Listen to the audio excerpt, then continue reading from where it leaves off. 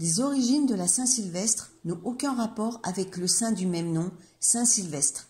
La fête existait bien avant que Saint Sylvestre ne devienne pape.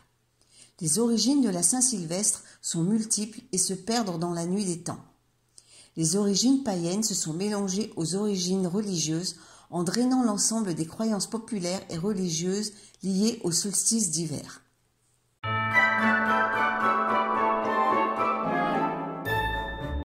Dans la Rome antique, on s'échangeait des pièces et des médailles à l'occasion du changement d'année. Cette tradition perdure dans les étrennes qui sont remises aux enfants le jour de la nouvelle année. Une dizaine de jours après les Saturnales, les Romains organisaient des échanges de vœux à l'occasion de copieux repas qui s'accompagnaient d'offrandes de rameaux verts et de confiseries. Cette période de fête était clôturée par les jeux du cirque. Jusqu'à Jules César, la fête célébrant la fin d'année n'était pas une date fixe. À l'époque romaine, la fête se déroulait généralement en février. Jules César a fixé la fin d'année au 31 décembre. En France, il faut attendre Charles IX pour que le premier jour de l'année, le Nouvel An, soit fixé au 1er janvier. Le réveillon du jour de l'an est un moment festif que l'on passe entre amis ou en famille pendant la nuit du dernier jour de l'année, c'est-à-dire le 31 décembre. On appelle aussi cette fête le réveillon de la Saint-Sylvestre.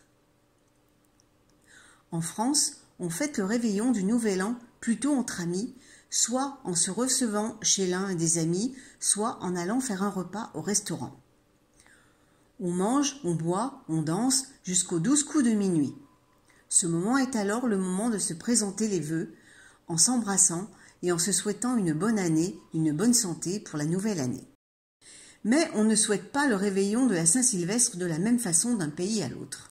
En Australie, par exemple, il est de tradition de se réunir dans la rue et d'admirer de nombreux feux d'artifice.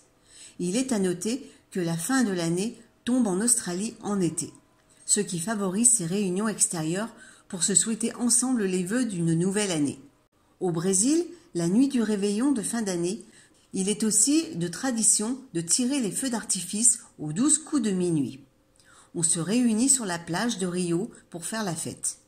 Dans certaines villes, les lâchers de taureaux sont aussi organisés. En Allemagne, climat oblige, le réveillon est l'occasion de se réunir avec des amis. Il n'en reste pas moins que les feux d'artifice sont tirés dans toute l'Allemagne. En Espagne, la fête, au moment des 12 coups de minuit, la tradition est de manger à chaque coup d'horloge un grain de raisin. Au 12e coup, on s'embrasse, on trinque et on s'offre les vœux de bonheur pour la nouvelle année. Au Québec, on se réunit en famille et on sert le lunch tout en dansant sur de la musique canadienne.